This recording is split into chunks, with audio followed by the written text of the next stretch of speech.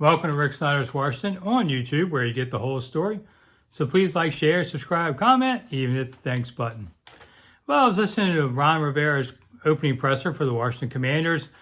Camp starts on Wednesday. Fans will be out there Thursday. Anyway, he's talking about the new owners because that's the big topic. I mean, if you ask me who's going to get more written about them this summer, it's going to be the new owners. And it was interesting that Ron referred to Josh Harris as Mr. Harris. Now, I know you might not think that's a big deal, but I remember, well, everybody called Mr. Cook, all right? But he was also in his 80s or whatever, and he would have probably smacked you to death if you hadn't. But, when Dan Snyder came along, it was made a big deal out of Norv Turner, called him Mr. Snyder, for somebody who was younger than he is. All right, so here's something that's been lost to the ages anymore, about when you call somebody Mr. and when you don't. If they're older than you can refer to them as Mr. If they're younger than you can call them by their first name. It's kind of an informal science, but the only people who call me Mr. Snyder are people trying to get money out of me. I make them do that. Anybody else, kids or whatever, all call me Rick. You go on my tours, you call me Rick. But if you're trying to get money from me on something, well, then we have a different ballgame.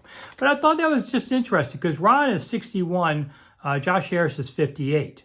Now, Mr. Rails, that's different. He's much older than everybody else on there. So, sports has always been a very informal place where everybody's called by their first name. It's unusual to hear Mr. outside of like Cook.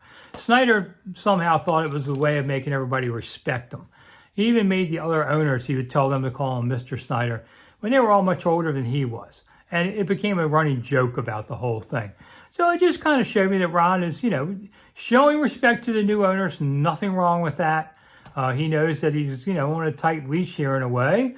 So you want to show respect. And does he call him Josh behind doors? Who knows? Who cares? But anyway, I just thought it was interesting. I won't say I'm Mr. Snyder because then people think of Dan. But anyway, I'm Rick Snyder.